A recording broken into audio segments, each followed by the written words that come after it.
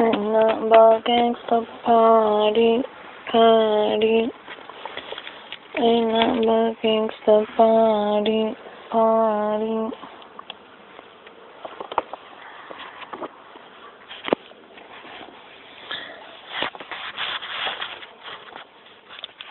The first part that we did yesterday, the Diary of a Wimpy Kid, it got deleted by accident. But we're going to continue. Jeff Kinney, the author.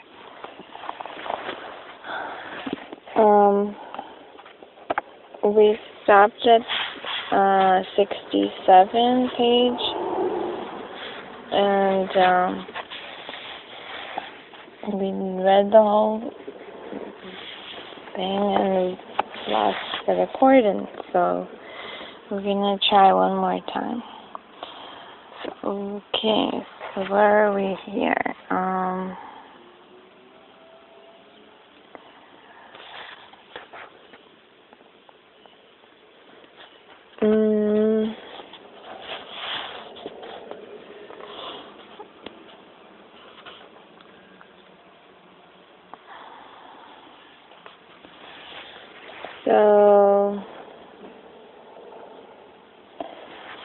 So I told Mom there was no way we were taking Manny with us because we were going to hit 152 houses in 3 hours. So they're going trick-or-treating, and Manny is his little brother. And plus, we were going to be on Snake Road, which is way too dangerous for a little kid like Manny. I should have never mentioned that last part because the next thing I knew, Mom was telling Dad he had to go along with us to make sure we didn't step foot outside our neighborhood. Dad tried to squirm out of it, but once Mom makes up her mind, there's no way you can change it.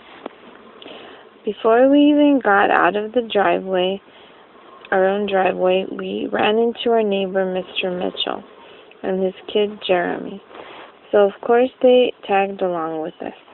Manny and Jeremy wouldn't trick-or-treat at any houses with spooky decorations on them, so that ruled out pretty much every house on our block. Dad and Mr. Mitchell started talking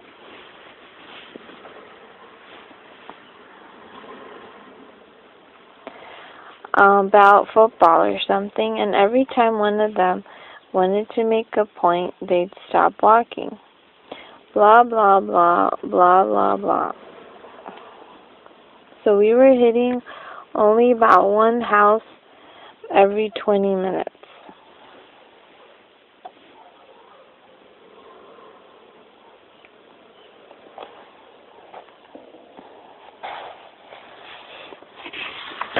After a couple of hours, Dad and Mr. Mitchell took the little kids home. I was glad because that meant me and Riley could take off. My pillowcase was almost empty, so I wanted to make as much time as possible. A little while later, Riley told me he needed a potty break. I made him hold off for another 45 minutes. But by the time we got to my grandma's house, it was pretty clear that if I didn't let Riley use the bathroom, it was going to get messy. So I told Riley if he wasn't back outside in 1 minute, I was going to start helping myself to his candy. After that, we headed back out on the road, but it was already 10:30, and I guess that's when most grown-ups decide Halloween is over. You can kind of tell because that's when they start coming to the door in their pajamas and giving you the evil eye.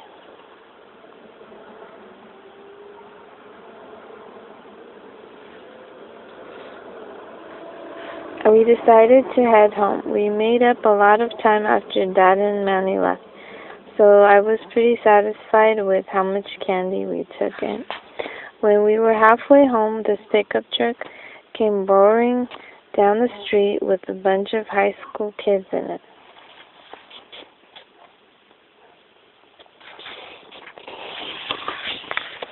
The kid in the back was holding a fire extinguisher. And when the truck passed by us, he opened fire. Whoosh. I have to give Raleigh credit because he blocked about 90% of the water with his shield. And if he hadn't done that, all our candy would have gotten soaked. When the truck drove away, I yelled out something that I regretted about 2 seconds later. We're calling the cops. The truck driver slammed on the brakes and he turned his truck around. Me and Raleigh started running. But those guys were right on our heels. The only place I could think of that was safe was Grandma's house. So we cut through a couple backyards to get there. Grandma was in bed already, but I knew she keeps a key under the mat on her front porch. Once we got inside, I looked out the window to see if those guys had followed us. And sure enough, they did. I tried to trick them into leaving, but they wouldn't budge. Well, I guess now that we're safe in our own house, you can't get us.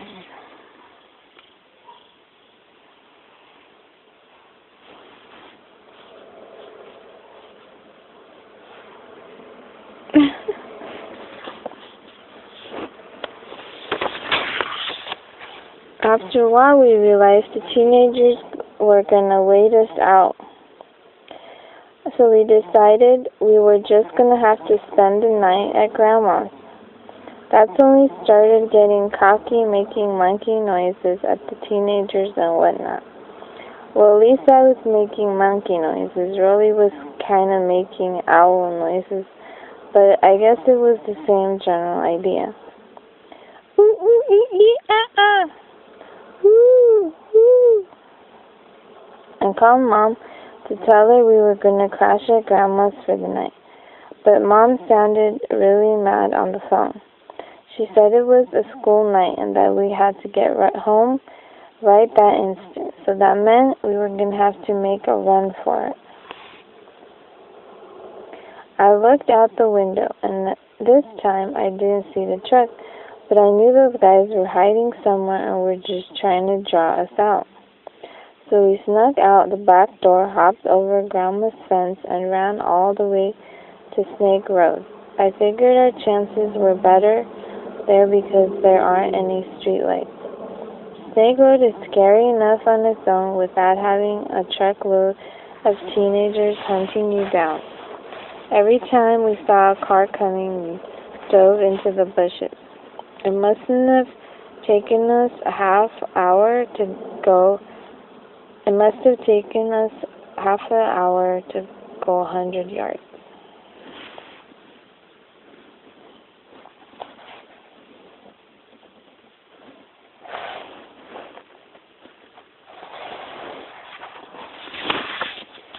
But believe it or not, we made it all the way home without getting caught. Neither one of us let our guard down until we got to my driveway. But right then, there was this awful scream. And we saw a big wave of water coming toward us. Splash. Man, I forgot all about my dad, and we totally paid the price for it. Whoops. When me and Raleigh got inside, we laid out all our candy on the kitchen table. The only thing we could salvage were a couple of mints that were wrapped in cellophane. and the toothbrushes Dr. Garrison gave us. I think next Halloween I'll just stay home and mooch some Butterfingers from the bowl Mom keeps on top of the refrigerator.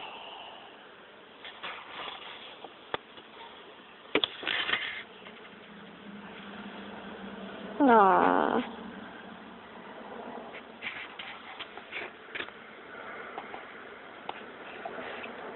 Listen, their candy got wet. November, Thursday. On the bus ride into school today, we passed by Grandma's house. It got rolled with toilet paper last night. Probably the same people who were following them. Okay. Which I guess was no big surprise. I do feel a little bad because it looked like it was gonna take a long time to clean up. But on the bright side, Grandma's retired, so she probably didn't have anything planned for today anyway.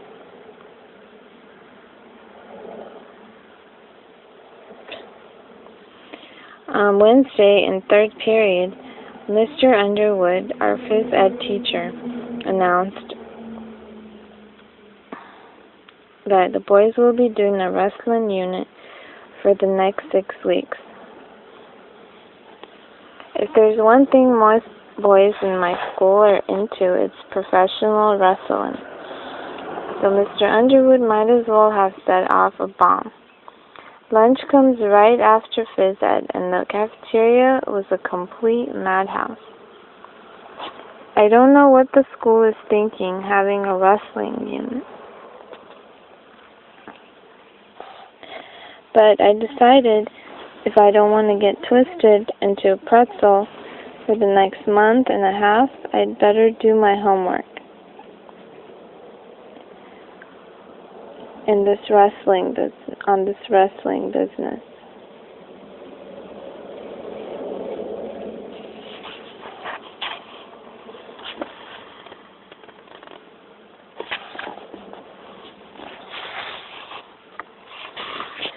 So I rented a couple of video games to learn some moves, and you know what? After a while, I was starting to get the hang of it. Does this feel right?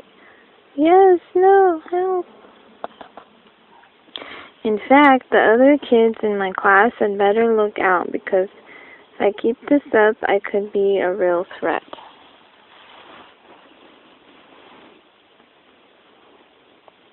Then again, I better make sure I don't do too good. This kid named Preston Mudd got named Athlete of the Year,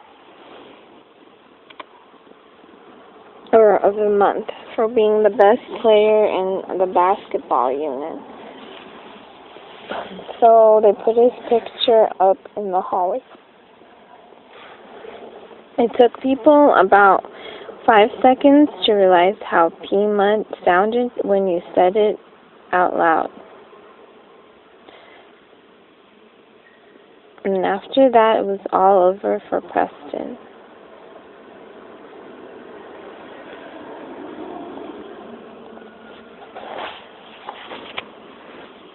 P-Mud, P-Mud.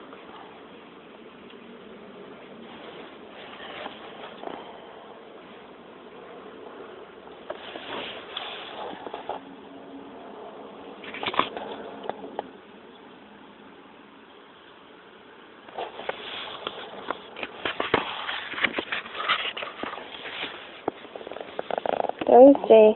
Well, I found out today that the kind of wrestling Mr. Underwood is teaching is completely different from the kind they do on TV. First of all, we have to wear these things called singlets, which look like those bathing suits they used to wear in the 1800s. And second of all, there are no pile drivers or hitting people over the heads with chairs or anything like that. There's not even a ring with ropes around it. which is basically a sweaty mat that smells like it's never been washed before. Mr. Underwood started asking for volunteers so he could demonstrate some wrestling holds. But there was no way I was going to raise my hand. Me and Rowley tried to hide out in the back of the gym near the curtain, but that's where the girls were doing their gymnastics unit. Hee hee. They're laughing at.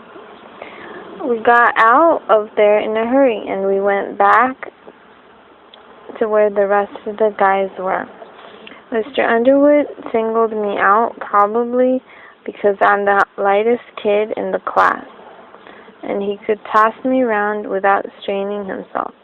He showed everybody how to do all these things called a half Nelson and a reversal and takedown and stuff like that.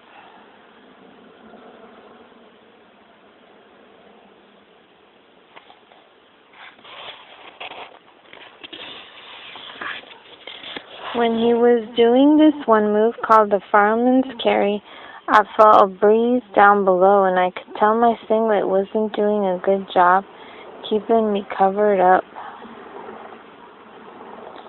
That's when I thanked my lucky stars the girls were on the other side of the gym.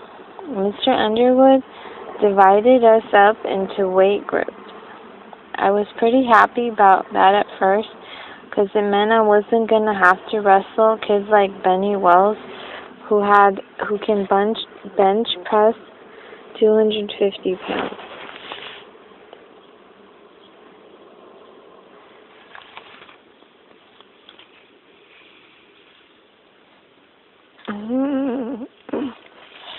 But then I found out who I did have to wrestle, and I would have traded for Benny Wells in a heartbeat. Greg, you'll be paired up with Fregley here. Fregley was the only kid light enough to be in my weight class, and apparently Fregley was paying attention when Mr. Underwood was giving instructions, because he pinned me every which way he could imagine. I spent my 7th period getting way more familiar with Fregley than I ever wanted to be.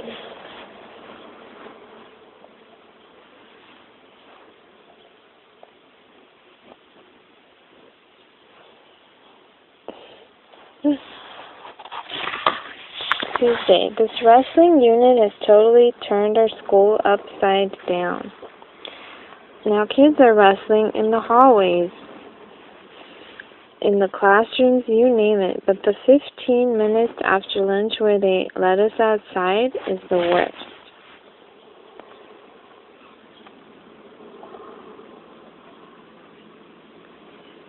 You can't walk 5 feet without tripping over a couple of kids going at it. I just try to keep my distance, and mark my words, one of these fools is going to roll right on to the cheese and start the cheese touch all over again. The cheese is rotting cheese that's laying on their playground from a long time ago that nobody wants to touch, and if you touch it, you get cheese touch, which is sort of like cooties. It's like moldy cheese, basically. My other big problem is that I have to wrestle Fregley every single day. But this morning, I realized something.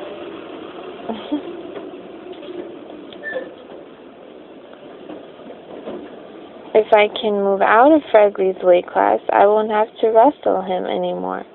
So today I stuffed my clothes with a bunch of socks and shirts to get myself into the next weight class. But I was still too light to move up. I realized I was going to have to gain weight for real. At first I thought I should just start loading up on junk food, but then I had a much better idea.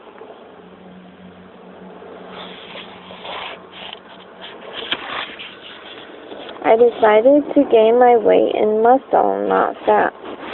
I've never been all that interested in getting in shape before, but this wrestling unit has made me rethink things.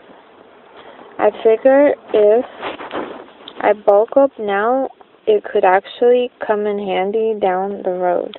The football unit is coming in the spring, and they split the teams up into shirts and skins, and I always get put on skins. And I think they do that to make all the out-of-shape kids feel ashamed of themselves. If I can pack on some muscle now, it'll be a whole different story next April.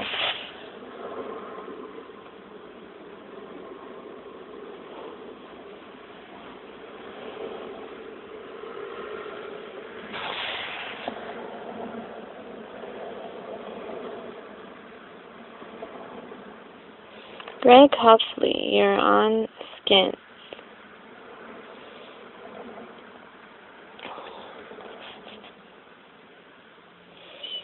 Okay, tonight after dinner I got mad. I got Mom and Dad together and told them my plan. I told them that I was going to need some serious exercise equipment and some weight gain powder too. I showed them some muscle magazines I got at the store so they could see how ripped I was going to be.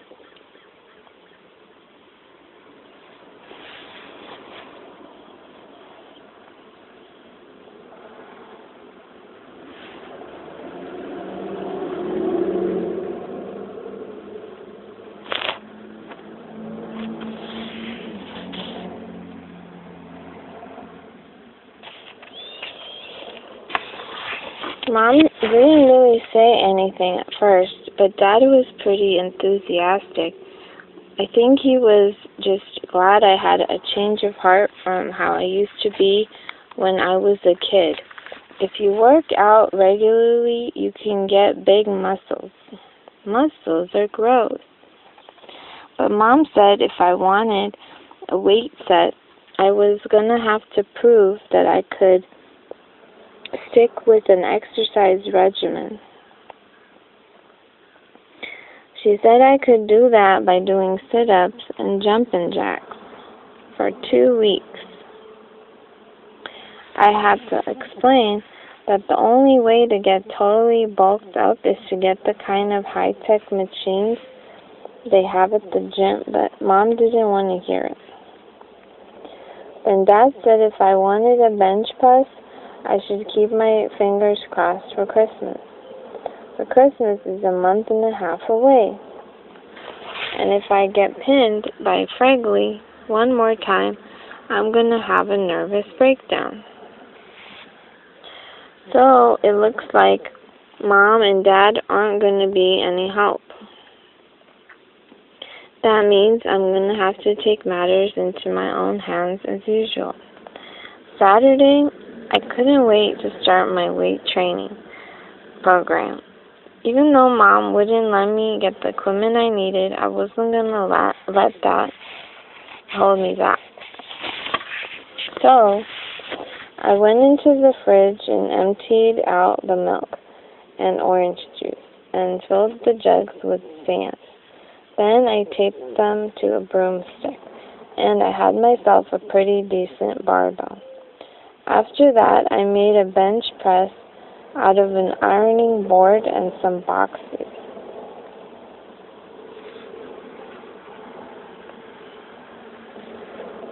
Once I had that all set, I was ready to do some serious lifting.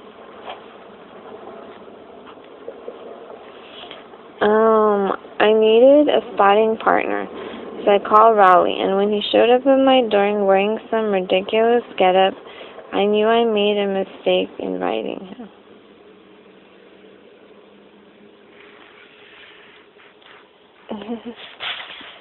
I made Rowley use the bench press first, mostly because I wanted to see if the broomstick was going to hold up. He did about 5 reps and he was ready to quit, but I wouldn't let him.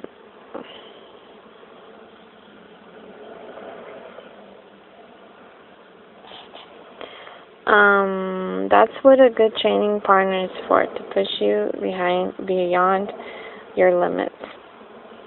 I knew Lolly wasn't going to be as serious about weightlifting as I was, so I decided to try out an experiment to test his dedication. In the middle of Raleigh's set, I went and got this phony nose and mustache Roderick has in his junk drawer.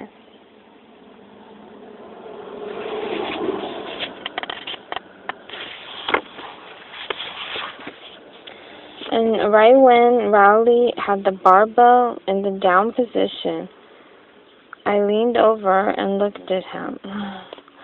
Sure enough, Rowley totally lost his concentration. He couldn't even get the barbell off his chest. I thought about helping him out, but then I realized that if Raleigh didn't get serious about working out, he was never going to get to my level. I eventually had to rescue him because he started biting the milk jug to let the sand out. Just to let it leak out, to let the sand leak out.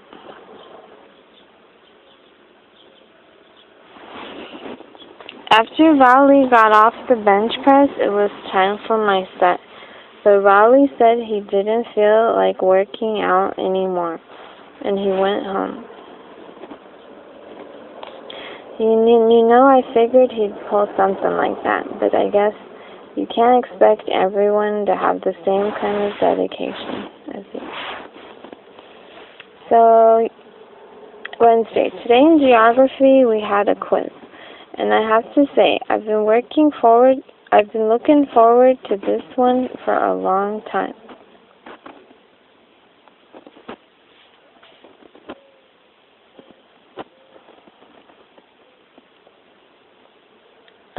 The quiz was on state capitals, and I stood in the back of the room right next to this giant map of the United States.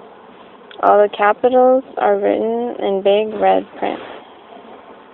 So I knew I had this one in the bag.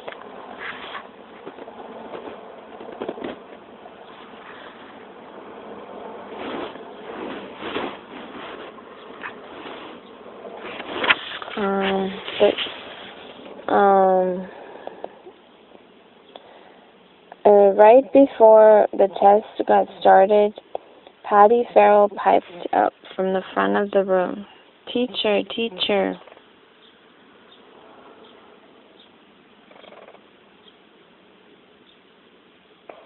Patty told Mr. Ira that he should cover up the United States map before we got started. Nice catch, Patty. So thanks to Patty, I ended up flunking the quiz, and I will definitely be looking for a way to pay her back for that one. Thursday. Tonight, Mom came to my room, and she had a flyer in her hand. As soon as I saw it, I knew exactly what it was. It was an announcement that the school's having trials for a winter play. Man, I should have thrown that thing out when I saw it on the kitchen table. I begged her not to make me sign up. Those school plays are always musical, and the last thing I need is to have to sing a solo in front of the whole school. But all my begging seemed to do was make Mom more sure I should do it.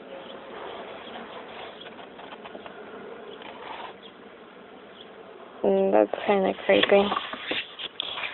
Mom said the only way I was going to be well-rounded was by trying different things. Dad came in my room to see what was going on. I told Dad that Mom was making me sign up for the school play, and that if I had to start going to play practices, and it would totally mess up my weightlifting schedule. I knew that would make Dad take my side. Dad and Mom argued for a few minutes, but Dad was no match for Mom. So that means tomorrow I've got to audition for the school play. Friday. The play that they're doing this year is The Wizard of Oz. A lot of kids came wearing costumes for the parts they were trying out for. I've never ever even seen the movie, so for me it was like walking into a freak show. Mrs. Norton, the music director, made everyone sing My Country 'Tis of Thee so she could hear our singing voices. I did my singing tryouts with a bunch of other boys whose moms made them come too. I tried to sing as quietly as possible, but of course I got singled out anyway. What a lovely soprano, said teacher.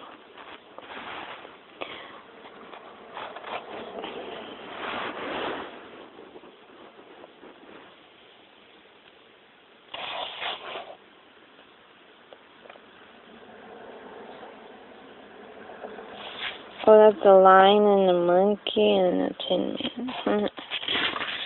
I have no idea what a soprano is, but from the way some of the girls were giggling, I knew it wasn't a good thing. Tryouts went on forever. The grand finale came with auditions for Dorothy, who I guess is the lead character in the play.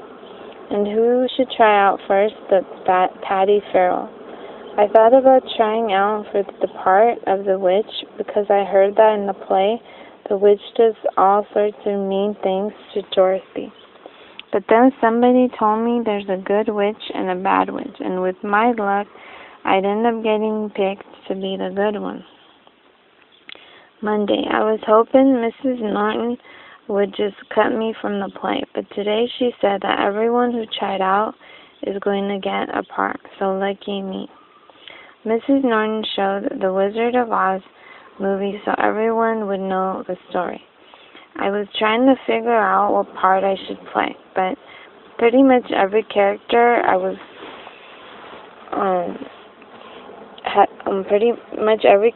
had to sing or dance at one point or another. But about halfway through the movie, I figured out what part I wanted to sign up for. So, I'm going to sign up to be a tree.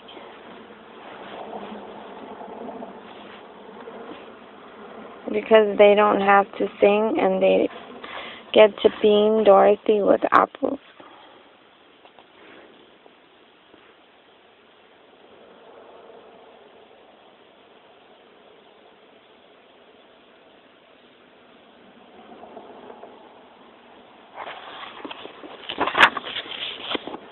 Getting to peg Patty Farrell with apples in front of a live audience would be my dream come true.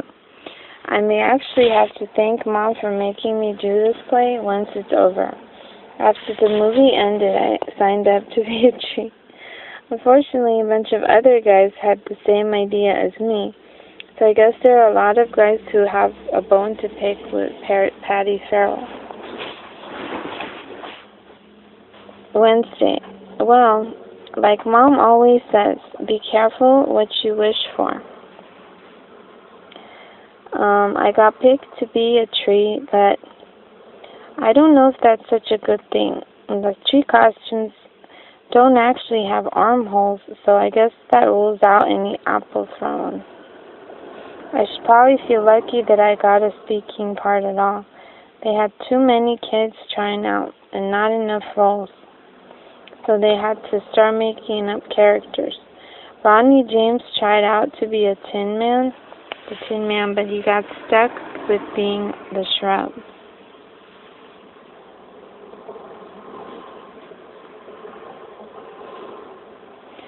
Friday. Remember how I said I was lucky to get a speaking part? Well, today I found out I only have one line in the whole play.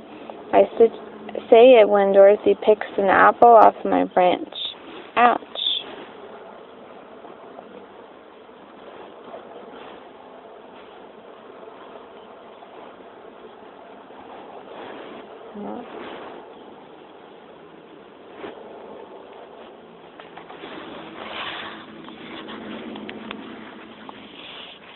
Okay.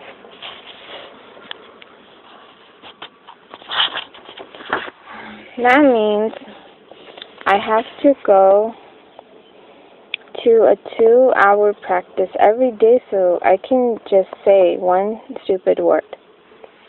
I'm starting to think Ronnie James got a better deal as a shrub. He found a way to sneak a video game into his costume, and I'll bet that really makes the time go by. So now I'm trying to think of ways to get Mrs. Norton to kick me out of the play. But when you only have one word to say, it's really hard to mess up your lines. Ouch!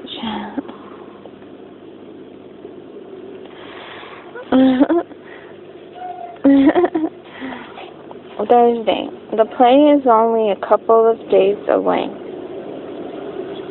And I have no idea how we're going to pull this thing off. First of all, nobody has bothered to learn their lines, and that's all Mrs. Norton's fault. During rehearsal, Mrs. Norton whispers everyone's lines to them from the side of the stage.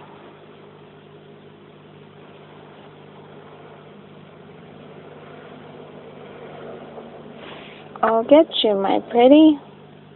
I get that you're pretty. Oh, dear.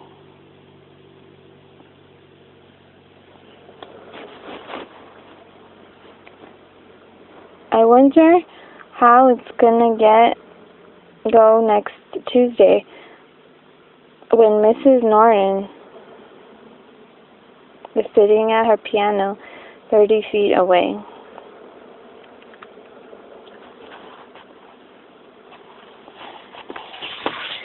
Another thing that's screwing up everything is that Mrs. Norton keeps adding new scenes and new characters.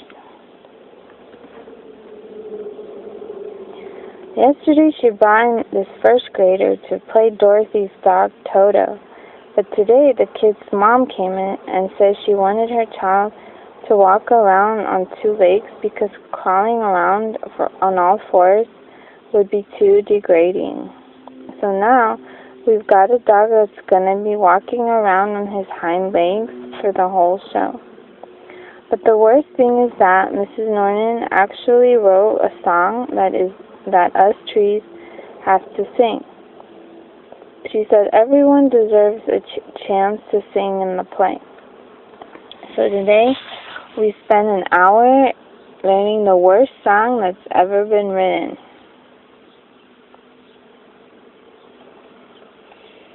We 3 trees.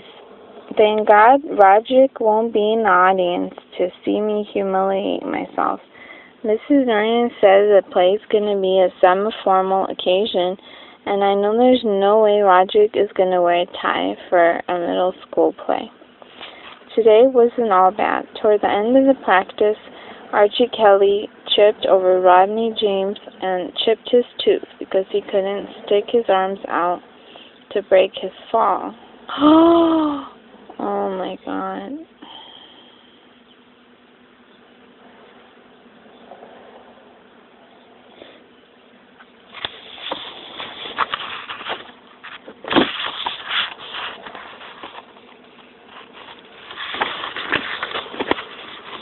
So the good news is they're letting us trees carve out armholes for the performance. Tuesday. Tonight was the big school production of The Wizard of Oz. The first sign that things were not going to go well before the play even started. I was peeking through the curtain to check out how many people showed up to see the play, and guess who was standing right up front? My brother Roderick, wearing a clip-on tie.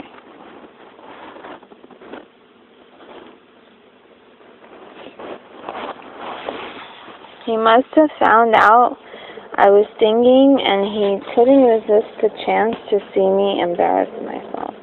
The play was supposed to start at 8, but it got delayed because Ronnie James had stage fright from being a bush.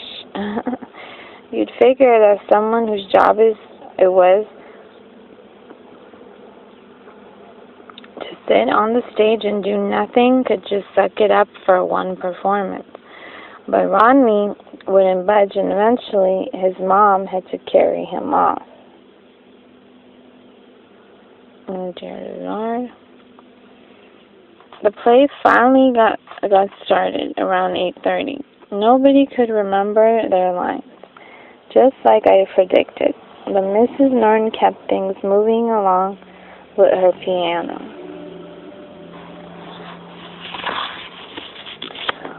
The kid who played Toto brought a stool and a pile of comic books onto the stage, and that totally ruined the whole dark effect. When it was time for the forest scene, me and the other trees hopped into our positions. The curtains rose, and when they did, I heard Manny's voice. Bobby! Bobby is the nickname his little brother has for him, since he was a kid. Because he couldn't pronounce the word brother, so he would just say Bubby. So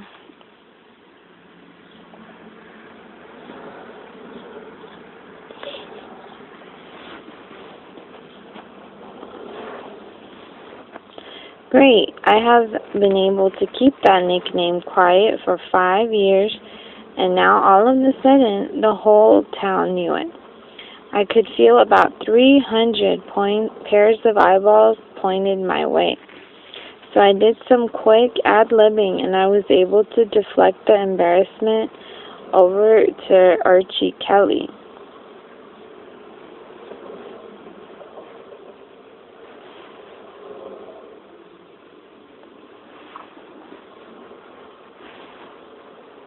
That's his dad, mom, brother, and little brother, and bigger brother, older brother. I think you dropped an apple, Bubby. Trying to change this. But the major embarrassment was still on the way. When I heard Mrs. Norton playing the few bars of We Three Trees, I felt my stomach jump. I looked out at the audience, and I noticed Roderick was holding a video camera. Roderick is his older brother. I knew that if I sang the song and Roderick recorded it, he would keep the tape forever and use it to humiliate me for the rest of my life. I didn't know what to do, so when the time came to start singing, I just kept my mouth shut. We three trees from yonder glen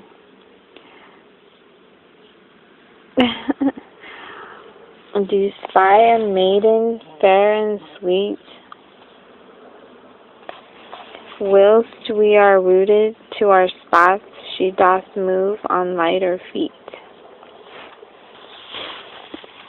We three trees from yonder glen do spy a maiden fair and sweet, whilst we are rooted to our spots. She doth move on lighter feet.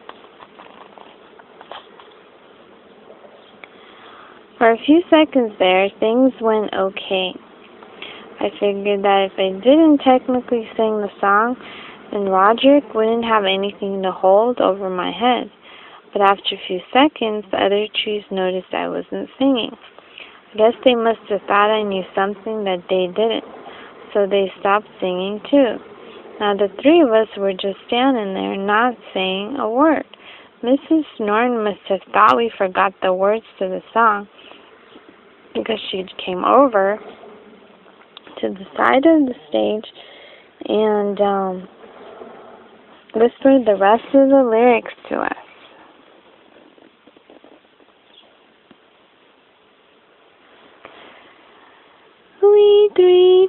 from yonder glen, to spy a maiden fair and sweet, whilst we are rooted to our spot, she doth move on lighter feet. We 3 trees from yonder glen, do spy a maiden fair and sweet, whilst we are rooted to our spot, she doth move on lighter feet. I don't know.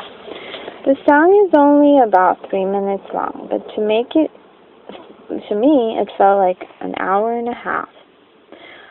I was just praying the curtains would go down so we could hop off the stage. That's when I noticed Patty Farrell standing in the wings, and if looks could kill, us trees would be dead. She probably thought we were ruining her chances of making it to Broadway or something. Seeing Patty standing there reminded me why I signed up to be a tree in the first place. Clonk.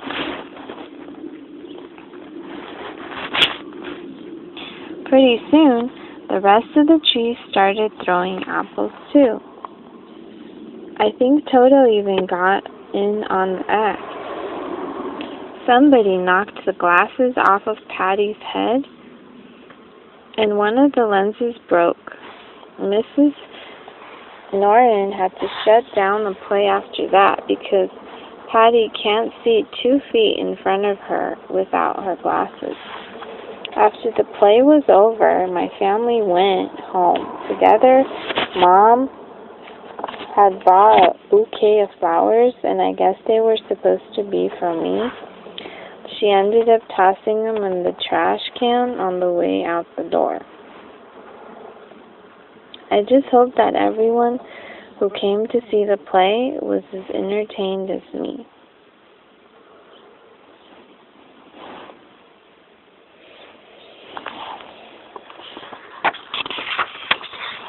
Wednesday. Well, if one good thing came out of the play, it's that I don't have to worry about the Bubby nickname anymore.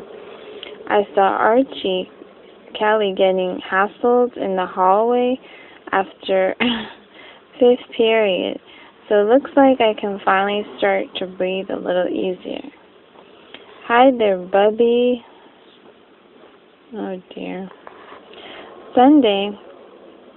With all this stuff going on at school, I haven't even had time to think about Christmas, and it's less than 10 days away. In fact, the only thing that tipped me off that Christmas was coming was when Roger put his wish list up on the refrigerator. Roger's wish list. New drums, new van, shrunken head. I usually make a big wish list every year, but this Christmas, all I really wanted is this video game called Twisted Wizard. Tonight, Manny was going through the Christmas catalog, picking out all the stuff he wants with a big red marker. He was even circling really expensive things like a giant motorized car and stuff like that.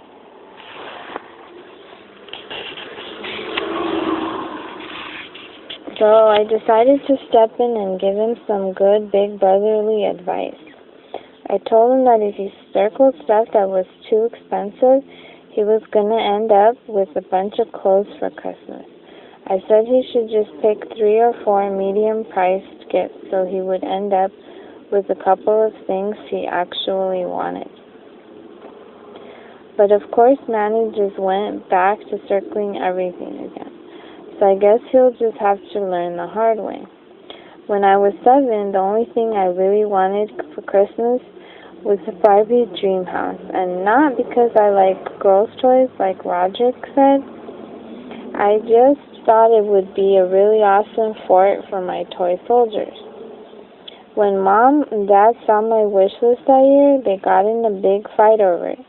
Dad said there was no way he was getting me a dollhouse, but Mom said it was healthy for me to experiment with whatever kinds of toys I wanted to play with. Believe it or not, Dad actually won that argument. Dad told me to start my wish list over and pick some toys that were more appropriate for boys. But I have a secret weapon when it comes to Christmas. My Uncle Charlie always gets me whatever I want. I told him I wanted the Barbie dream house, and he said he'd hook me up.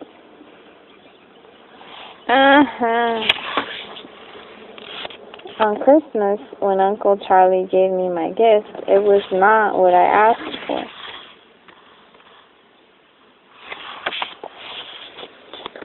He must have walked into the toy store and picked up the first thing he saw that had the word Barbie on it. Oh my God. So if you ever see a picture of me where I'm holding a beach fun Barbie, now at least you know the whole story. Dad wasn't real happy when he saw what Uncle Charlie got me. He told me to either throw it out or give it away to charity. But I kept it anyway, and okay, I admit maybe I took it out and played with it once or twice. That's how I ended up in the emergency room 2 weeks later with a pink Barbie shoe stuck up my nose. And believe me, Roger has never let me hear the end of that. Pretty funny. Thursday. Tonight, me and Mom went out to get a gift for the giving tree at church. The giving tree is basically a secret Santa kind of thing, where you get a gift for somebody who is needy. Why is that Barbie shoe? Oh, okay. It was up his nose and he couldn't get it out and he had to go to the emergency room for that. Couldn't use, like, tweezers or just, how far up his nose must he have been?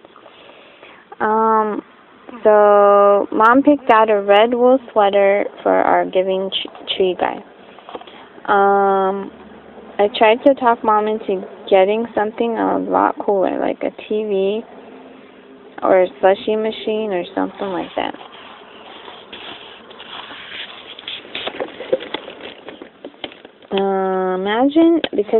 Imagine if all you got on Christmas was a wool sweater. Yippee!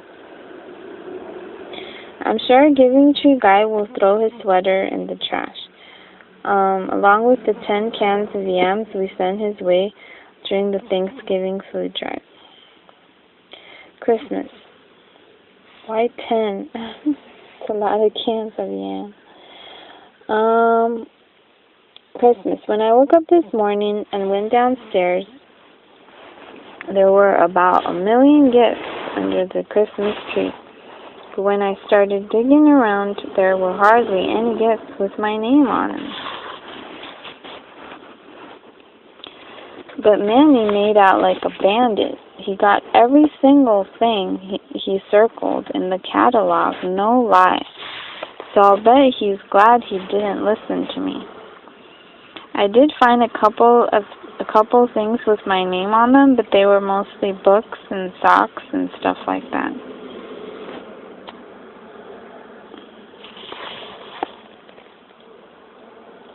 Oh my God. I opened my gifts in the corner behind the couch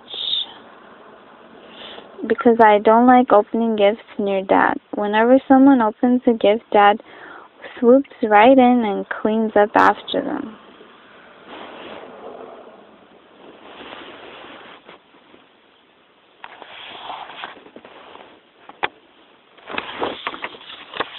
I gave Manny a toy helicopter, and I gave Roger a book about rock bands.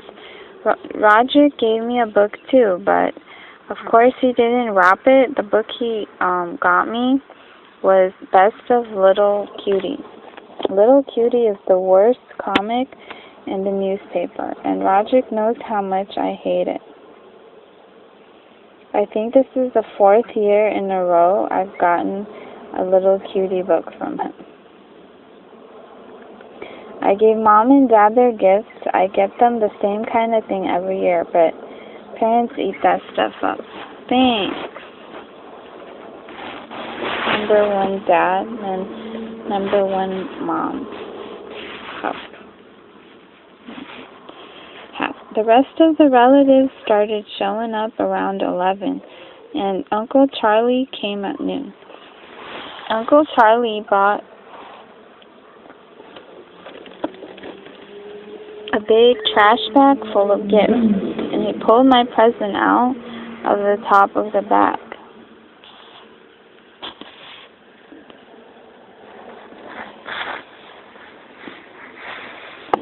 Thanks. The package was the exact right size and shape to be a Twisted Wizard game. So I knew Uncle Charlie came through for me. Mom got the camera ready and I tore open my gift.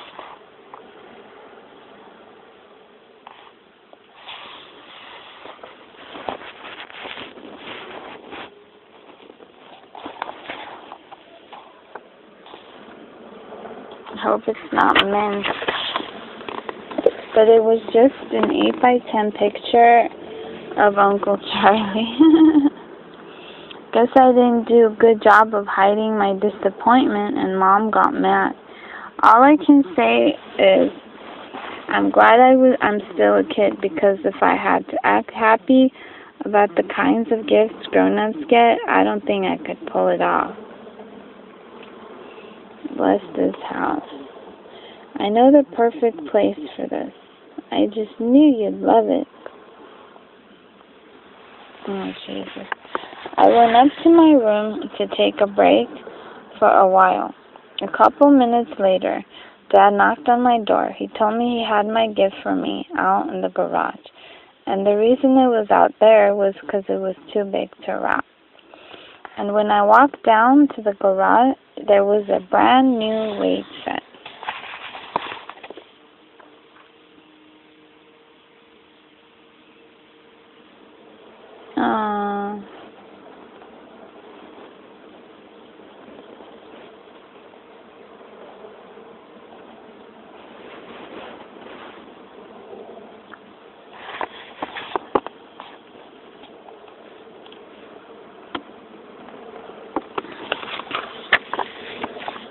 That thing must have cost a fortune. I didn't have the heart to tell Dad that I kind of lost interest in the whole weightlifting thing when the wrestling unit ended last week, so I just said thanks instead. Okay. I think Dad was expecting me to drop down and start doing some reps or something, but I just excused myself and went back inside. At about 6, all the relatives cleared out. I was sitting on the couch watching Manny play with his toys, feeling pretty sorry for myself. Then Mom came up to me and said that she found a gift behind the piano with my name on it, and it said from Santa. Gee, that's a first. The box was way too big for Twisted Wizard, but Mom pulled the same big box trick on me last year when she got me a memory card for my video game system. So I ripped open the package and pulled out my present, only this wasn't Twisted Wizard either. It was a giant red wool sweater. Why red? They're guys. Guys never wear red. At first, I thought Mom was playing some kind of practical joke on me, because this was the same kind that we bought for our giving tree guy. But Mom seemed pretty confused too. She said she did buy me a video game, and that she had no idea what the sweater was doing in my box. Maybe they gave this game to the giving tree by accident. And then I figured it out. I told Mom there must have been some kind of mix-up, and I got the Giving Tree guy's gift, and he got mine. Mom said she used the same kind of wrapping paper for both our gifts, so she must have written the wrong names on the tags. But then Mom said that this was really a good thing because the Giving Tree guy was probably really happy he got such a great gift.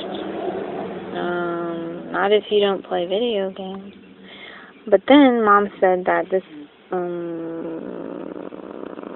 it's a Christmas miracle. I had to explain that you need a game system and a TV to play Twisted Wizard. So the game was totally useless to him. Ew, I did not know that. Oh my god.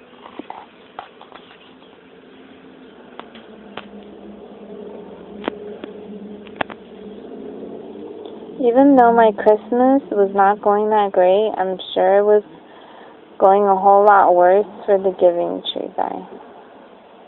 I kind of decided to throw in the towel for this Christmas, and I headed up to Raleigh.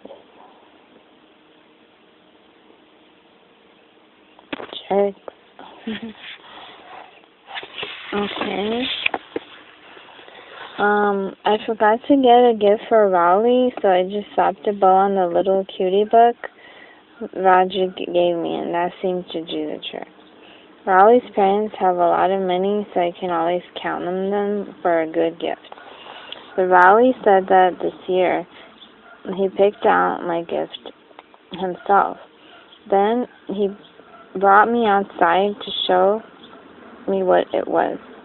From the way Raleigh was hyping his present, I thought he must have gotten me a big screen TV or a motorcycle or something.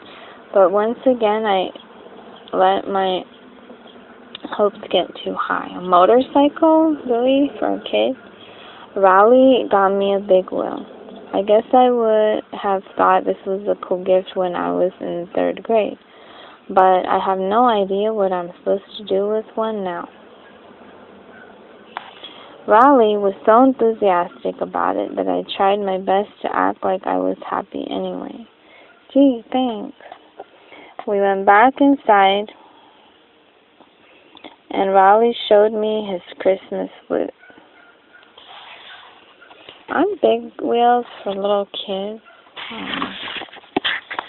He sure got a lot more stuff than I did. He even got Twisted Wizard.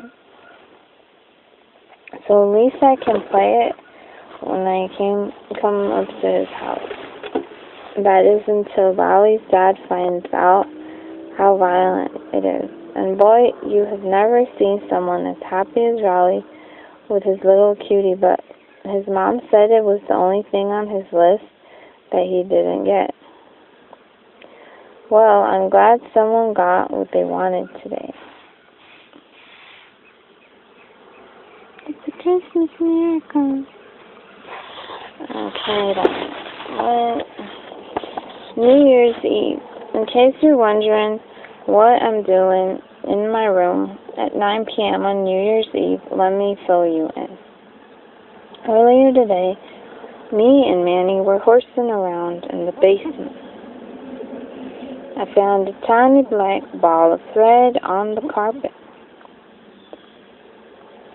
And I told Manny it was a spider. Then I held it over him, pretending like I was going to make him eat it. Scream, squeal, yeah.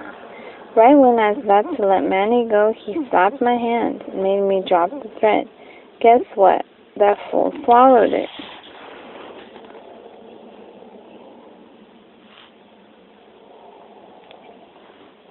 Cool. At least it wasn't a spider. Well, Manny completely lost his mind. He ran upstairs to where Mom was, and I knew I was in big trouble. Manny told Mom I made him eat a spider. I told him there was no spider and that it was just a tiny ball of thread.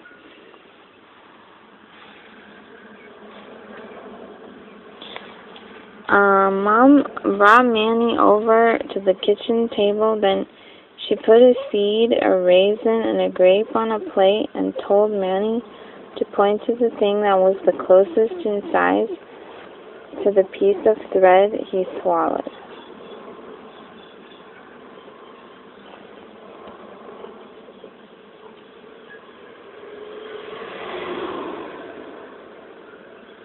Manny took a while to look over the things on the plate. Then he walked over to the refrigerator and pulled out an orange. So that's why I got sent to bed at 7, and I'm not downstairs watching the New Year's Eve special on TV.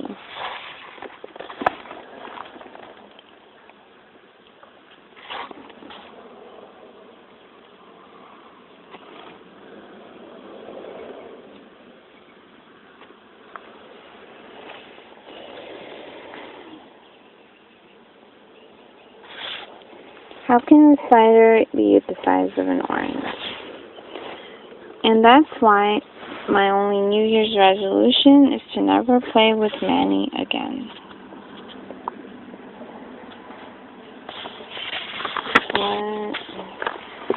Wednesday, I found a way to have some fun with the big wheel Rowley got me for Christmas. Came up with this game where one guy rides down a hill and the other guy tries to knock him off with a football.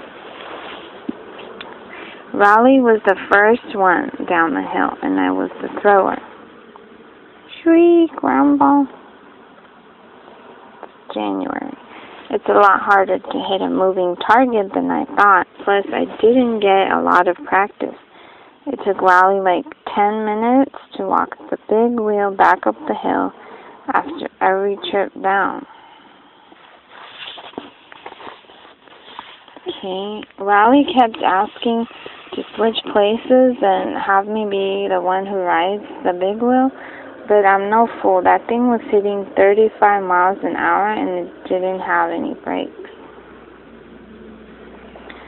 Do you want to have a turn now? Pant, pant. No thanks. I'm not as good as you. Okay. Anyway, I never did knock Raleigh off the big wheel today, but I guess I have something to work out over the rest of Christmas vacation.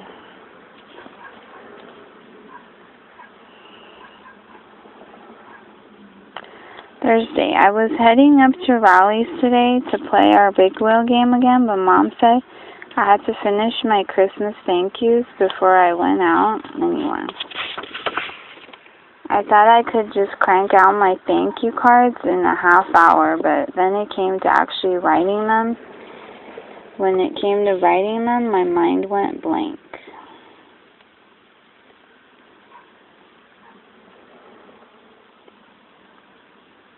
I think we're going to pause here and continue in the following part. Thank you guys. My page is facebook.com. Yo's I'll Play. YOSALLPLAY. This is Diary of a Wimpy Kid. Bye.